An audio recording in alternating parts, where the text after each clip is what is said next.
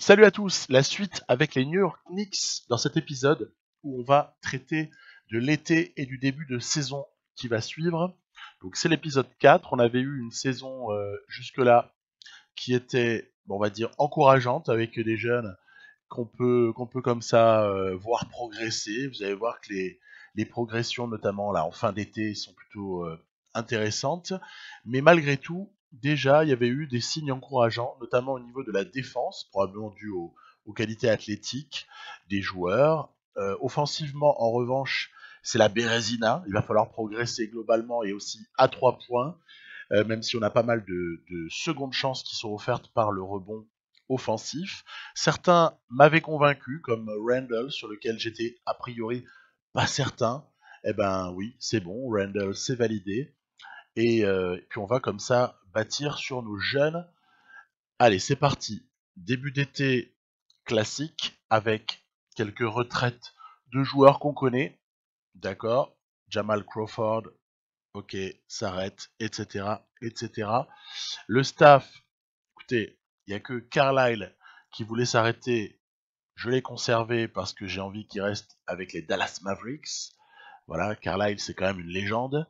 On ne touche rien au niveau des règles en vigueur. On ne touche rien, évidemment, sur la composition des divisions. Et on file à la loterie. Alors, c'est vrai que normalement, on n'est pas concerné, mais j'ai une équipe qui est concernée, vous le savez si vous avez vu la vidéo. Les Kings ont vécu le miracle total, puisqu'ils passent du 13e choix prévisionnel au 2e. Donc c'est énorme, énorme, énorme. Après, oui, le grand remplacement, ben oui, parce qu'on va aller dans les grandes manœuvres. On s'intéressera à la draft juste après, on suit le calendrier proposé par le jeu.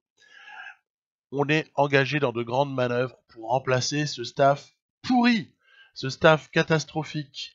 Et en premier lieu, symbolique, c'est Fisdale qui part en premier. Alors, on peut pas dire que les résultats étaient mauvais, on va pas commencer à dire n'importe quoi, mais en revanche, je voulais tourner la page, je peux plus voir Spolstra, je peux plus le voir. Donc, on offre un contrat de 4 années à Eric Spolstra puisqu'il avait été libéré par le Miami Heat, il a été licencié même, plus exactement. On va dans la foulée aussi euh, licencier quelques bras cassés, j'ai nommé l'assistant coach et notamment le préparateur physique qui sont à pleurer. Voilà, ok, on va se prendre un préparateur physique digne de ce nom, digne de la ville de New York. Ok, et tant qu'à faire, on va aussi enlever ce type-là qui a une tête. L'assistant MJ, il a la même tête que, vous vous souvenez, sur NBA 2K17, le fils du proprio qui nous faisait, comment dire, qui nous saoulait profondément en MyGM. Donc voilà, il a payé pour la tête. Choix 25 du premier tour. C'est pas formidable, mais ça permet parfois de faire un style. Donc c'est ce qu'on va essayer de faire sur ce coup-là. On est intéressé un peu de partout, hein. Un joueur qui a du talent nous intéresse par définition, ou du potentiel surtout d'ailleurs. Donc les premiers choix du premier tour, vous les connaissez si vous avez regardé ma vidéo avec les Kings, puisque là je les ai développés davantage. Là, ce qu'on pourra retenir, c'est le top 5, notamment top 5 qui se termine avec R.J. Hampton au niveau des Dallas Mavericks. Et nous, on a le choix. On a le choix, mais mon choix va se porter sur un intérieur. Alors pour moi, Vernon Carey, c'est vrai que c'est un poste 5, mais il est petit. Il peut aussi jouer poste 4. Je vais plutôt, moi, en faire le backup de Julius Randle, au moins au départ, et puis après on verra bien ce qu'il advient. Si par la suite il peut jouer 4 et 5, on s'en privera pas. Et puis on avait aussi un autre choix qui était positionné plutôt en milieu début de deuxième tour, début, disons-le.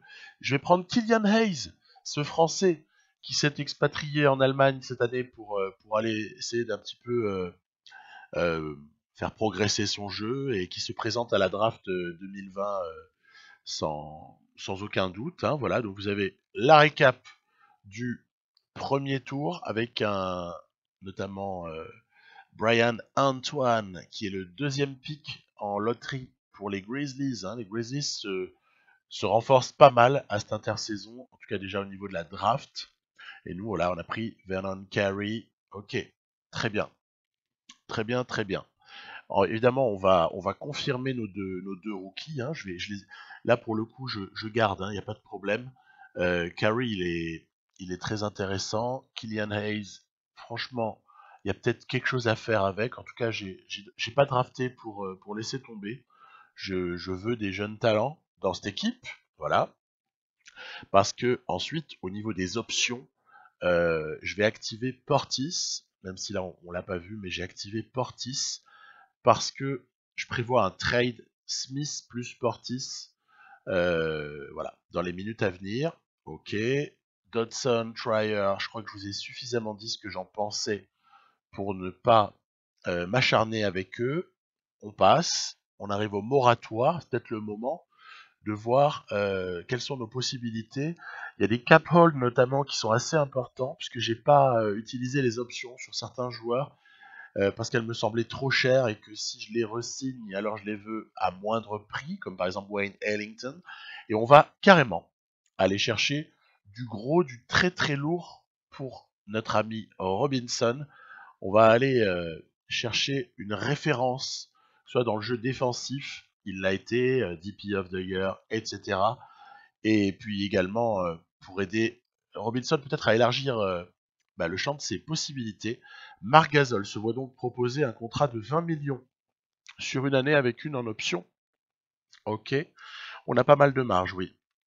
Une fois qu'on a supprimé les cap hold, on a pas mal de marge, ce qui fait qu'on peut dépasser les 21 millions de contrats que représente Smith plus Portis. Donc à partir de là, oui, il faut malheureusement renoncer au droit d'Iguodala. Ça ne veut pas dire qu'on le re-signera pas, peut-être en exception vétéran. Mais n'empêche que pour le moment, on est obligé de renoncer au droit parce qu'on veut pouvoir confirmer la signature de Marc Gasol. Ça m'intéresse beaucoup d'avoir Gasol. Et c'est là qu'on va faire le trade de l'intersaison. C'est le seul, je crois. Hein. J'ai pas fait d'autres mouvements. Je cherche, il y a des possibilités qui sont offertes, de ci, de là. Vous voyez, par exemple, Russell, j'ai pas envie de profiter de ce que le jeu me propose, ni Lonnie Walker, plus des gens de Murray, ce serait vraiment cheaté. Bon, Mobamba, Markel Fultz, mais lol, quoi, lol. Donc, je préfère pas profiter de certaines choses qu'on me propose, je vais aller chercher quelqu'un à qui je pense que j'avais un petit peu d'ailleurs évoqué dans l'épisode précédent, je ne sais pas si vous en souvenez, je l'avais pas dit, mais j'avais défini son profil, j'y pensais depuis longtemps. On va aller se prendre Chris Paul. Ouais, je sais, c'est un peu has-been en NBA actuellement de vouloir prendre Chris Paul et son contrat gigantesque qui court encore à ce stade-là sur 2 années. Donc ouais, mais c'est pas grave. C'est pas grave du tout. Moi, justement, il m'intéresse énormément comme titulaire dans un premier temps. Et puis on verra bien par la suite, parce qu'il peut aussi prendre sa retraite assez rapidement, on n'en sait rien en fait. Hein. Mais ce qui est certain, c'est que Chris Paul, ça m'intéresse, parce que je vise vraiment le mentorat de Nilikina. On est dans un projet de construction ou de reconstruction. C'est pas mal d'avoir un vétéran comme ça, qui est considéré comme pestiféré, dont personne ne veut. Moi, il m'intéresse. On a de la place sous le cap en plus, il n'y a pas de souci. Et puis c'est sympa, un dernier défi pour Chris Paul dans sa jolie carrière, même si elle n'aura jamais été couronnée d'une bague, en tout cas à ce stade, puisqu'on ne sait jamais ce qui peut arriver. Puis je trouve que ouais, c'est le petit clin d'œil, c'est un peu Sonics, hein, comme je le mets, de faire un trade où le pari est quand même dingue, hein, puisque Chris Paul, bon, faut quand même, faut quand même oser le prendre. Hein. Voilà. Donc on a le meilleur formateur possible pour Frank Ntilikina, qui va pouvoir développer sa palette de création notamment. Hein, je vais lui chercher après des insignes qui seront intéressants. Il y a 2 jeunes à développer. Je ne vais pas trop parler d'Amidou Diallo. On verra bien ce que ça donne. J'aimerais peut-être donner beaucoup de minutes à Barrett Knox, bien sûr, mais à Bryce Dacus aussi. J'ai envie de croire en ce jeune ailier. Julius Randle avec Vernon Carey, ça je vous l'ai déjà évoqué au moment de la draft de Carey. Et là encore, on a Marc Gasol. Moi, ça me ravit. J'adore Marc Gasol. Et je trouve que Paul Gasol, comme ancien qui entoure nos petits jeunes, c'est pas mal du tout. Alors, ce que je vais faire, évidemment, je vais quand même essayer d'aller récupérer Iguodala. Parce que Iguodala m'intéresse énormément. Donc, on dispose encore d'une exception. Ce qui fait qu'une année pour Iguodala, ça va passer. Ça va passer. On va lui proposer une année. Il sera notre 3e vétéran de renom dans cette équipe, voilà, en construction. Voilà. Donc il y a quelqu'un qui va pouvoir profiter éventuellement des insignes de Iguodala. Parfait. Je changerai après Barrett de poste, hein, mais un petit peu plus loin. Wayne Ellington, je l'avais dit que je souhaitais plutôt le conserver, c'est plutôt par le biais d'un nouveau contrat et non pas de l'option activée, puisque je trouvais que l'option était un petit peu trop chère. Et on va même se faire plaisir à aller chercher un dernier vétéran, c'est Vince Carter, non pas un dernier vétéran, il y en aura encore un autre juste derrière, parce qu'en fait j'ai de la place dans l'effectif.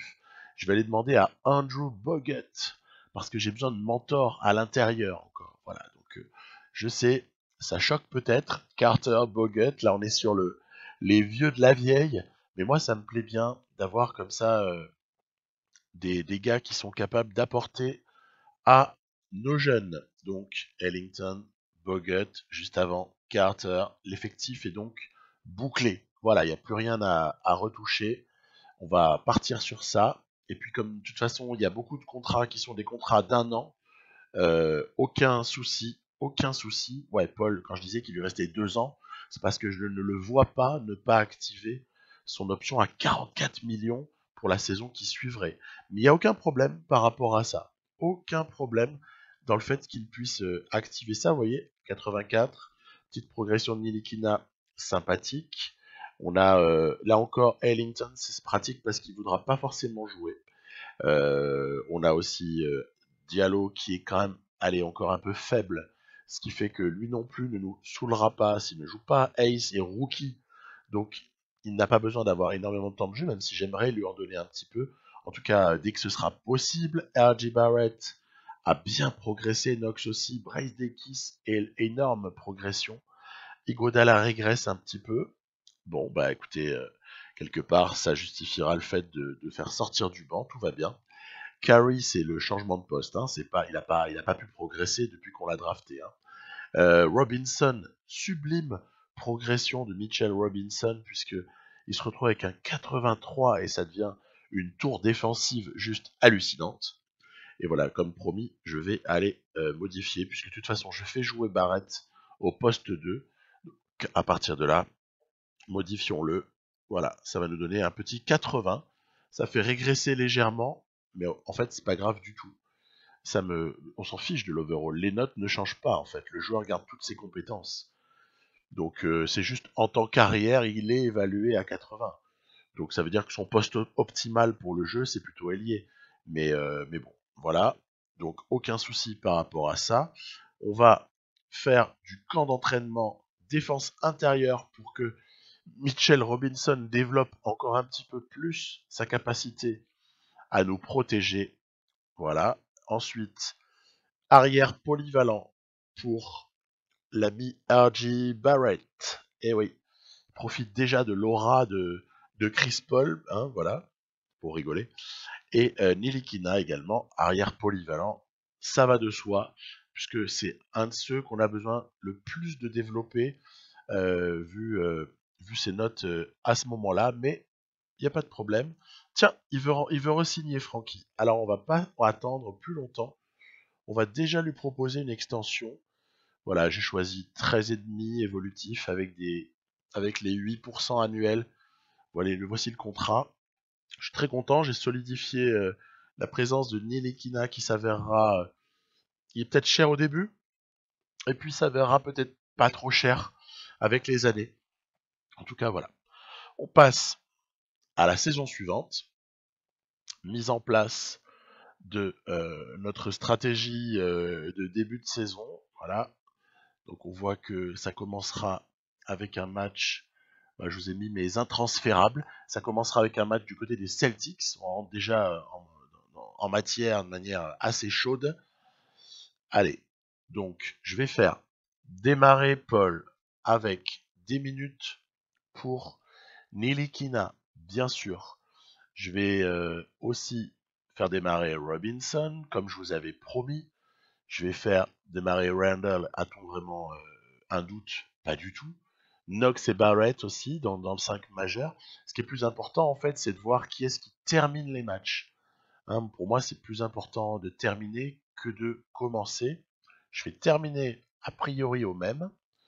Mais par contre, il y a un gros passage là avec des remplaçants entre la fin du 3e quart et le début du 4e qui ne devrait pas nous mettre en danger parce que en fait le 5 qui est aligné à ce moment-là est vraiment solide. On fait une rotation, on est parti sur une rotation à 10 joueurs. On définit nos priorités. R.J. Barrett, première option offensive, ça paraît logique. Voilà, j'ai mis le petit shooter Brazdeikis en 3e option, sortira du banc. Hein. Voilà. Donc le style de jeu, allez, équilibré me paraît encore une fois le choix, on va dire, idéal, parce que faut s'adapter à la fois aux préférences du coach et à la fois aux caractéristiques de nos joueurs, quoi. Donc voilà, on fait du mentorat avec Iguodala sur R.J. Barrett pour que R.J. devienne un two-way poste 2. Hein. Donc ça paraît intéressant, two-way guard, comme disait l'autre jour un coach là que j'entendais parler.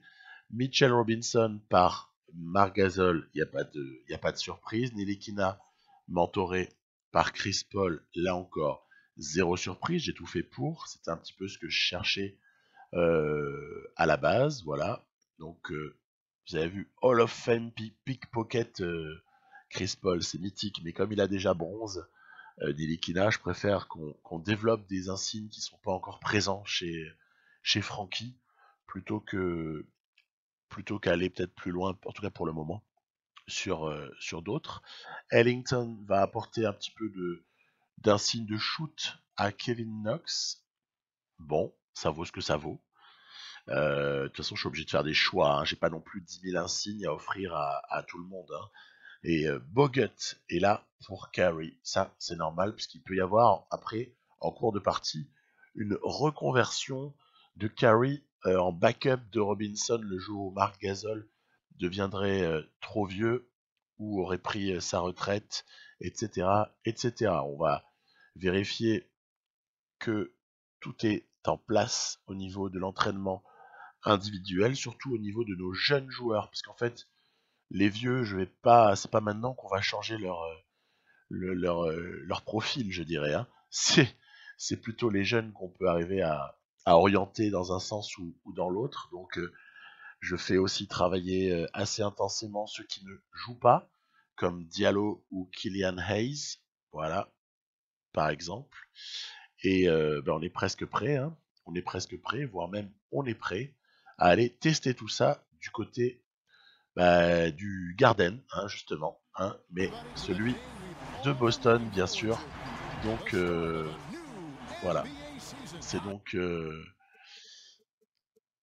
Tatum qui représente peut-être le principal danger du côté des Celtics, qui aligne Robert Williams en titulaire. Moi, ça me plaît plutôt pas mal. Je trouve que c'est pas mal du tout. Alors attention, il faut essayer de peut-être pas venir en aide comme ça du côté fort. Hein. C'est des petites erreurs parfois que je commets. Voilà, fixation au poste, libération pour le shooter qui profite d'un petit écran posé par son coéquipier. La défense mondialement connue de Chris Paul et son sens du alley-oop. Voilà, on va se régaler, ça va être Lob City à New York City pour nous. Oh, je rigole, je fais pas une obsession sur les alley-oop, mais bon, parfois quand ça se présente, c'est quand même bien pratique pour notamment éviter l'interception, hein, quand vous avez un type qui arrive comme ça à lancer. Bon, allez, on est présent en défense. Un petit peu d'opportunisme là pour Daniel Theis qui marque, nous plante un panier relativement miraculeux. Oui, toujours de la défense, de la défense. Vous voyez que Robinson, franchement, il est capable d'être le meilleur contreur de la ligue. Il n'y a aucun problème. Et Randall, il va très très vite. Ce qui fait qu'en contre-attaque, il est très très souvent disponible. Il fait des courses au panier, ce qui est assez pratique pour nous. Allez, c'est serré. C'est très serré. Ça devrait se jouer au quatrième quart-temps, cette histoire-là. N'hésite pas à tenter à des moments de perturber l'attaque adverse. Voilà. Si Robert Williams prend des shoots à 5-6 mètres, je signe tout de suite. Ça veut dire qu'on a fait notre boulot. Et donc, cette fin de match serrée, on est mené d'un point au moment où, punaise, Chris Paul rate un 3 points, allez, on va dire semi-contesté. Il n'était pas vraiment ouvert, mais il n'était pas très contesté. Waouh, Gordon Hayward qui fait passer les Celtics à +3. Il y a le feu, il y a le feu. Il faut se débrouiller pour proposer quelque chose là, on n'a pas le choix. Donc ça va être la petite pénétration de Chris Paul parce qu'en fait on a le temps d'essayer d'attraper un stop défensif sur la prochaine action. Oh là là là là là là là là là là, c'est une catastrophe. On s'est fait posséder par Kemba Walker. C'est pas grave, il faut jouer le 2+1 là. Il faut jouer le 2+1. Ou alors carrément prévoir un système en sortie d'écran pour Chris Paul qui doit prendre ses responsabilités et qui égalise à 39 partout. Voilà, qui nous lance la saison de belle manière. On aura donc un ballon à défendre pour espérer aller en prolongation. Kemba est bien pris par Chris Paul et doit tenter un shoot, mais totalement désespéré. Je pense qu'il y avait beaucoup mieux à faire sur cette action-là que ce shoot-là. Bref, ok. Prolongation. Vous avez vu, j'ai fait rentrer le légendaire Marc Gasol pour la prolongation, histoire de reposer un petit peu ma bestiole adorée, Mitchell Robinson. Les Celtics passent devant. Allez, je crois que le pick and roll, voire même pick and pop, Paul Gasol, c'est plutôt un truc qui devrait fonctionner. Ces deux-là, ils ont tout un magasin pour s'entendre, mais les Celtics sont encore devant. Allez, balle à CP3. Oh là là là là là là. Qu'est-ce qui me vendange? Qu'est-ce qui me vendange là? Allez, c'est pas grave du tout. On peut arriver, voilà, à contester le lay-up de l'ami Walker. Ah, la défense a très mal joué puisque l'aide est arrivée un petit peu tardivement sur Robinson qui a pu donner à Randall. Toujours Kemba en hero ball. Fonctionne pas forcément. On est un point devant. Allez, on ne s'affole pas. On a un des meilleurs gestionnaires au poste de meneur qui puisse être. Et bam, petit pick and roll. Hop, Randall a proposé la bonne course vers le panier. Donc voilà quelque chose de rondement mené. Derrière Kemba qui va chercher les lancers. Ah là là là là là là là là, il fallait pas le rater celui-là. Il fallait pas le rater parce que ça nous met en bonne position derrière dans le fall game pour peut-être passer à +4 si on y arrive. Donc je vais envoyer CP3 sur la ligne. Ok.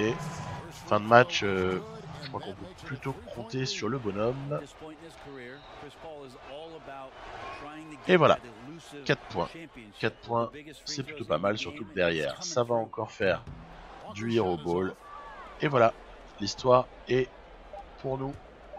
On va garder la balle. Voilà. On a donc pris ce match 1 du côté des Celtics. Je suis assez content parce que le match était plutôt correct, même si on a eu à des moments une adresse calamiteuse. Vous voyez, on est à 3 sur 15 au global. La petite tendance de début d'épisode là que je vous signalais, où on est parmi les derniers de la ligue sur la saison précédente sur l'adresse à 3 points. Elle n'est pas démentie par ce premier match. Par contre, il y a eu une grosse défense qui a permis d'aller chercher ce match. À noter les 14 passes de Chris Paul et tout un tas de petites choses. Allez, le match suivant, c'est du côté des Sixers, mais auparavant, on va aller regarder quelque chose.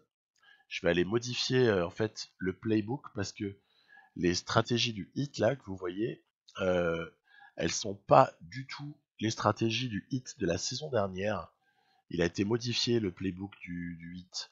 Donc je vais rajouter quelques systèmes histoire de pouvoir envoyer des choses peut-être un petit peu plus variées, un petit peu plus sympas, sortir du cliché du pick and roll à gogo ou des systèmes en floppy. J'ai envie de ramener moi-même voilà, quelques stratégies.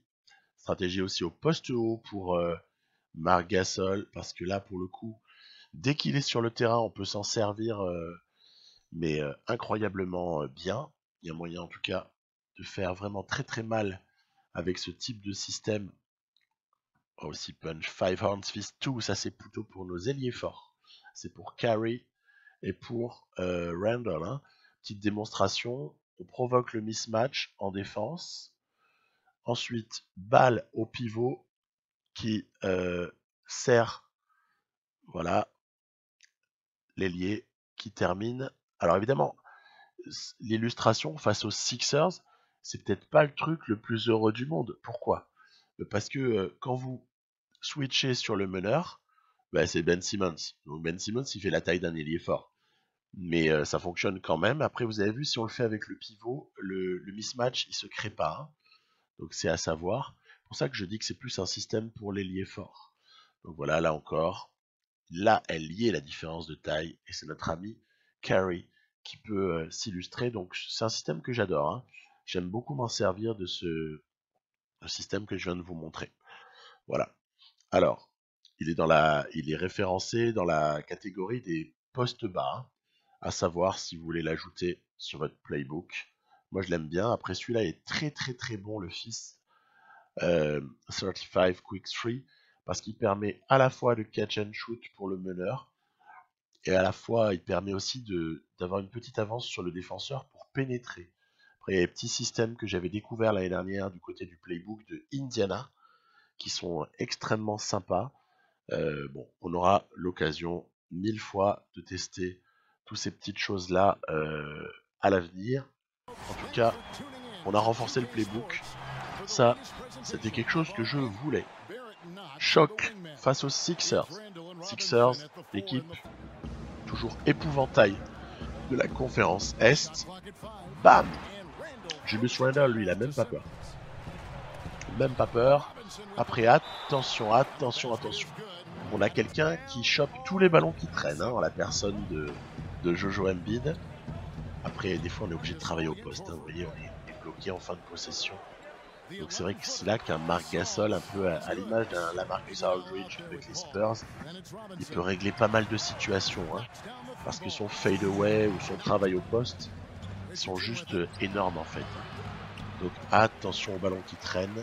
C'est pas la première fois qu'on a un ballon qui est pas conservé. Pourtant, plutôt une bonne équipe au rebond. Hein, mais voilà, les pénétrations de Chris Paul qui profite de son premier pas assez rapide. Des contestations pour le coup où on se livre pas trop.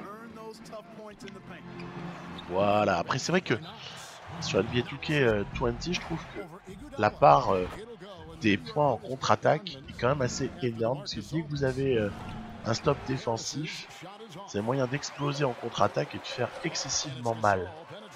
Donc c'est vrai que ça c'est vraiment une arme. Hein. Dès lors qu'on arrive à arracher un stop, ça fait très très mal. Ça peut permettre de faire des écarts au score, un petit peu à l'instar de celui que on est en train de faire.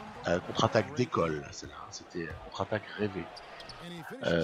Voilà, donc on continue, évidemment qu'ils marquent leurs points, hein, c'est normal à des moments, hein, il y a très très forts joueurs de cette équipe. Mais on est quand même avec un petit matelas. Et puis si on vient pas sur Chris Paul, le mid-range, c'est son fond de commerce, donc il n'y a pas de problème. Il n'y a pas de problème. Et en plus, Sixers font preuve d'une relative maladresse. On va poster Jay Rich là. Voilà, poste avec Randall. Bon, ce match c'est un petit peu la boucherie, même si Jojo Embiid vient d'écraser un dunk juste monstrueux. Tiens, contrer. On arrive encore à contrer Jojo. Bon voilà, c'est pas la première fois hein, qu'on joue cette équipe des Sixers et qu'on lui met une avoine. Donc je suis un peu étonné, je vous avoue. Oh, regardez-moi ça, c'est énorme. Énorme bloc de Robinson. Bon, c'est vraiment puissant. Sur ce match-là, ça a été l'éclat total. Et en plus, défensivement, ça vient pas faire les rotations. Enfin bref. Voilà, dur. À noter, on n'a presque pas shooté à 3 points. En fait, on n'a pas eu besoin. Et puis les défenseurs extérieurs des Sixers sont très très forts. Donc on n'a pas souvent des positions ouvertes. Par contre, il y a moyen d'exploiter autre chose avec eux. Et bien en l'occurrence, voilà, petit 2 sur 4 à 3 points aura suffi largement pour plutôt essayer de se concentrer sur autre chose et faire très mal. Regardez les 10 contres de Robinson, ok, avec une feuille de stats à pleurer pour Ben Simmons, le pauvre. On enchaîne avec un match du côté des Nets, puisque ce début de saison nous propose de jolies oppositions dans la conférence Est pour ces Knicks. Donc attention, hein, Kevin Durant est revenu. Hein. Ils ont un 5 qui est assez cohérent avec Levert, Prince en 3, KD en 4. On pourrait éventuellement échanger les deux, mais pour moi, KD a plus de taille. Donc voilà, pas mal. Il faut essayer de trouver un moyen de contenir les deux mutants offensifs que sont Irving et KD. J'ai quelques solutions à proposer. Maintenant, ça vaudra ce que ça vaudra. Hein. On va pas non plus s'enflammer. Donc, KD, à peine vous lui laissez un petit mètre d'espace, c'est terrible. C'est terrible. C'est pas un très très bon début de match pour nous. Aïe aïe aïe aïe aïe aïe aïe aïe aïe. Très très jolie passe, hein, de Doran. Hein. C'était franchement super bien joué. Waouh, waouh, waouh, waouh. Kyrie, magnifique Kyrie Irving. Allez Bresdekis, tu peux le faire. Yes. 3 points du petit jeune. Et là, Kevin Knox. Allez, swish. Ah ben voilà. Quand on prend du shoot extérieur, déjà c'est pas mal. C'est pas mal du tout. Bon après, Dinwiddie, il y a du joueur, hein. Il y a du joueur, hein. On sait très bien que cette équipe des Nets, à peine elle aurait comme ça le retour de Kevin Durant, ça fait super mal. Hein. Donc c'est ça qui est intéressant. Tinelikina là, qui vient poser la balle assez tranquillement. Randall qui a un shoot externe, hein. C'est pas parce que je l'utilise pas souvent en shoot externe qu'il en a pas. Et là, Curry qui se fait un passage vers le panier. Il faut dire il y avait Irving sur le donc c'était quand même peut-être un petit peu plus facile. La défense qui fonctionne en ce quatrième quart-temps pour voilà, aller chercher des points en contre-attaque avec notre 5 mineur entre guillemets. Là on est par contre voilà, là le 5 majeur est rentré, mais juste avant c'était le petit 5 là qui finit le troisième quart et qui démarre le quatrième. Moi ce chantier que fait Robinson, même s'il finit par être sifflé, mais chantier total en défense de Robinson. Attention, ça reviendrait un peu contre sur Kevin Durant. Et évidemment, derrière, hop là, on va chercher la faute. Ce qui est plutôt pas trop mal à ce stade-là. Randall est assez régulier au lancer dans le jeu. Hein, parce que sinon, au niveau des Knicks, ça rate du lancer en veux-tu en voilà, IRL. Mais je le trouve assez régulier. Et voilà, évidemment, c'est sûr que les alley-oop, c'est facile hein, avec Chris Paul. Il n'y a pas de difficulté particulière. Encore un match relativement correct. Finalement, le moins bon des trois, là, pour le moment, c'était contre les Celtics. Les deux autres ont été plutôt maîtrisés, avec notamment une adresse calamiteuse provoquée par notre défense pour Irving et Durant. Et puis voilà, une répartition du scoring qui n'est pas pourrie de notre côté. Après, le problème, c'est qu'on affronte ce qui est devenu un épouvantail dans la partie. Je sais, ça fait rigoler quand on dit ça. Épouvantail constitué par les Chicago Bulls. Chicago Bulls, champion, ai-je besoin de le rappeler. Donc finalement, encore un test pour nous. Je joue toujours avec l'équipe qui est à domicile. Donc les Knicks, ici, présentement. Et ça va pas être évident parce que ces Bulls, ils sont chauds. Vous allez voir comme ils sont chauds. Même gérés par l'IA. Ça qui est à noter. Dans des petits pull-up là, c'est un peu dégueulasse, hein. C'est un mauvais choix de tir, surtout que en face, si on a un trou à un moment donné, ça nous fera pas de cadeau. Alors pour l'instant, les Knicks sont devant en profitant un petit peu de certains, on va dire, replis défensifs malheureux ou bien... Ah là là, les shoots. Il faut rentrer des paniers. Impossible ça. Action où Gloomy Bulga là aussi, où j'ai du mal à trouver l'ouverture. On voit la présence, la bonne défense des Bulls. Robinson à mi-distance, tiens, on n'avait jamais eu droit. L'influence de Gasol. Toujours est-il que on est à la traîne dans ce deuxième quart parce que offensivement on a vraiment du mal. Kobe White régale avec une passe juste avant, une passe qui était pas mal, Carter en autant. Heureusement que Randall a l'avantage physique sur Larry Markkanen, puisque quand même ça permet dans la raquette de s'imposer. Derrière, un petit pick and pop, vous en reprendrez bien un, ok.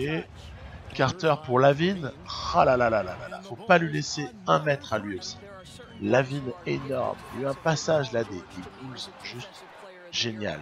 Il passe à plus 10 et nous parce qu'en fait on a eu à ce moment-là plus 13. Wow. Oh la déculottée. On a raté pas mal de shoots ouverts. Je vous ai préparé une petite sélection à la fin de beaucoup de choses qui ont été ratées dans ce match. Et puis eux par contre ça rate pas grand chose puisque même regardez, Hutchison qui reprend son rebond, c'est terrible. Il reprend 2 fois son rebond malgré la contestation de Carey. Donc on a, semble-t-il, un début de problème au rebond. Ça, en tout cas c'est quelque chose qui demande à être confirmé. Ça veut pas rentrer, on est toujours à moins de... Oh là là là, moins 11.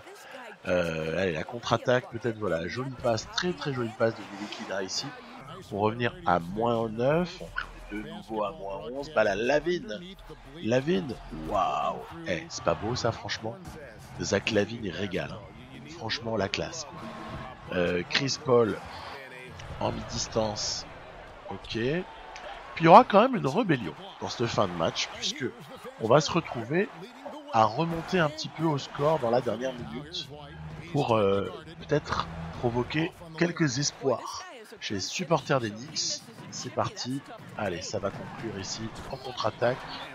On revient à 5 points. J'espérais peut-être être meilleur sur les remises en jeu en défense. Bref, ça a été contesté, ça va, mais le mal était presque fait. Et la contre-attaque, moi, J. Barrett qui prend vitesse, Zach Lavine, on revient à moins 3. Il reste encore le temps de shooter, hein. Si on arrache le stop, c'est le cas. Et en fait, le truc, c'est que je crois que je vais un peu merder mon action. Je vais mal la finir. J'aurais dû prendre un temps mort. Il nous en restait un. J'aurais dû prendre un temps mort et reconstruire un truc tout basique. 0 sur 11 à 3 points. Donc un match riche d'enseignements. Allez, je vous en ai sélectionné plusieurs qui sont ratés alors qu'honnêtement ils sont métables. Hein. Il n'y a pas de problème. Encore un autre. On va dire que là il y avait une contestation. Allez, faut être franc. Il y avait des contestations sur certains shoots. Bref, on a pêché derrière l'arc à 3 points, très clairement.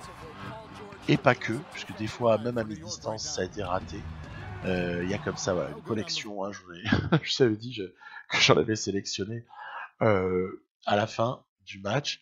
Collection de shoot à 3 points ratés, qui fait que la bande à R.J. Barrett et Julius Randle se voit mise en échec par des Bulls redoutables, avec notamment un Markkanen en version méga protecteur, preneur de rebond. Il est en train de se transformer, le bougre. Il a peut-être pris du muscle pendant l'été. Bref, on verra ça plus tard avec les Bulls. Quoi qu'il en soit, on va s'en tenir à ça pour cet épisode. Et je vous dis à plus pour la suite avec les Knicks. Bye bye.